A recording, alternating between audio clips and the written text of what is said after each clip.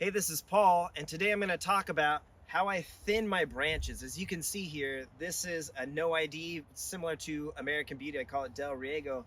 0 flower buds, but epic growth. It must have at least over 100 new branches in different states. So in a case like this, I'm going to use different strategies to thin out the branches here.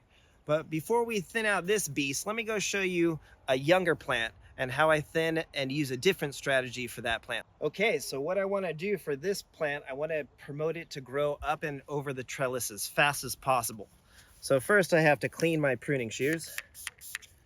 I use rubbing alcohol. And then I start at the bottom here, and I want to remove any growth that's at the base. So you can see these little branches forming. So I pull them off, and I go up and I'll just pluck these off.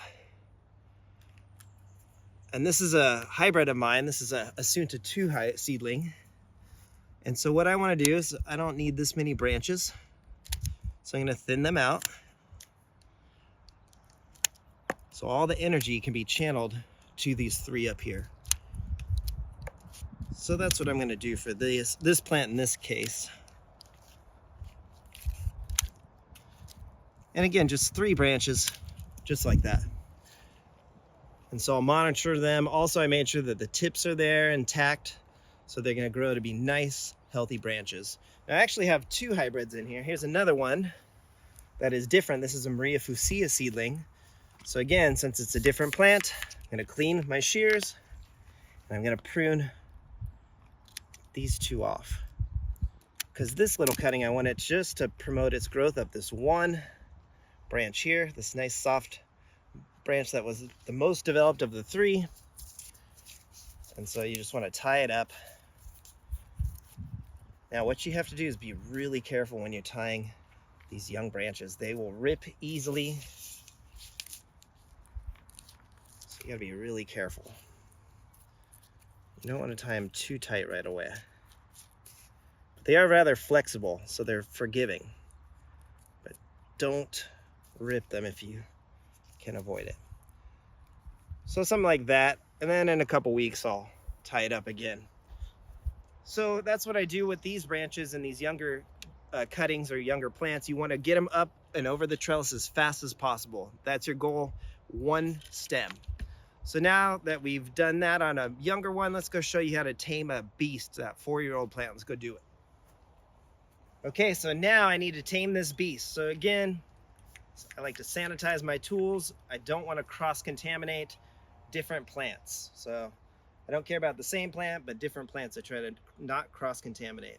So in this case, I got to think about airflow and weight and so many other factors. So right off the bat, anything that's kind of 3 in a row, I like to prune them off to give them some more space to improve that airflow. So I like to usually go in between every other odd one.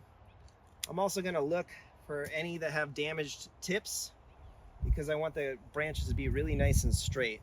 In this case, I don't see really any damaged tips, although something like this is just too much here. There's this one vertical, and then there's like 4 or 5 here, and that's just way too many. This is a spot where pests could hide. You don't want spots where the leaf-footed bugs can be, because those are really detrimental to dragon fruit plants.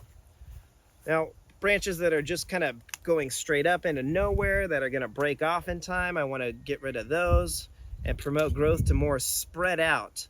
And again, airflow, sunlight, those are things I'm thinking about, as well as weight distribution. So you can see where I am right here. I want to entice more branches to grow on this part of the trellis. You can see it's wide open here versus most of the plant is going this way. So I've moved some of the branches, and I'm now gonna, in this season, I want to train the branches to grow this direction. So things that are growing in that direction, I'm gonna kind of thin out, and that's my strategy for this plant this season here.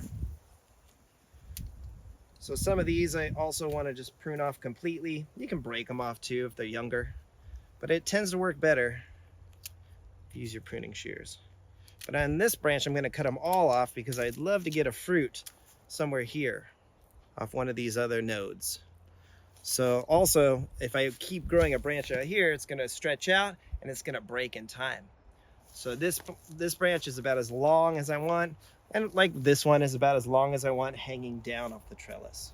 So in this case, these branches, I'm going to prune them off, and I'll prune off this whole row. So what I'm going to do is probably remove about 70 to 80% of these branches off to really promote that nice spread out canopy, improve airflow, and also promote it to flower, make some flower buds and some fruit this season. So let me get cutting. I'm going to get to work and I'm going to prune this off, and I'll show you what it's like when I'm done.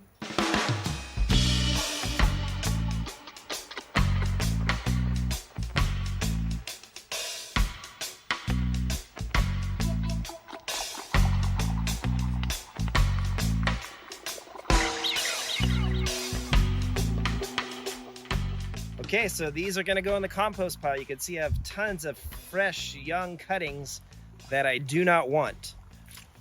So, as you can see here, it looks like I've pruned them out. There's a few more that I probably could have pulled out and pruned off if I wanted to. But generally, I cut out majority of them, and I think with a little bit of heat that this plant's going to react with some flower buds. Now, you can see here's a younger branch here that I broke off the tip. So what I did here, and I'll show you quickly right here, Scott, can you see that? So if this was a cutting that I wanted to keep, what I like to do is I get it to the perfect length that I want, and then what I do is I just break off the tip like that. So I did that about a month ago on this one, you can see here. So I just broke off the tip, and what happens is the cutting just starts to mature. And so in this case, I want to take this cutting and root it. So it's a little on the young side, but this one is definitely going to root and it's going to do fine. So there it is, a nice young healthy cutting that I can now root. And I could repeat that if I wanted to on some more of these rather than prune them off like I did. But that's what I like to do. So I'll thin out the branches just like so on a plant this size, and maybe keep a few younger branches to share with friends or to propagate. And I expect that this is going to have a nice flush this season of flower buds as soon as we get our heat wave or around the summer solstice. So that's what I do to thin out some dragon fruit branches and some strategies. So I hope you learned something today. Give us a like and a subscribe. Thanks for watching. Have yourself a wonderful day. Take care.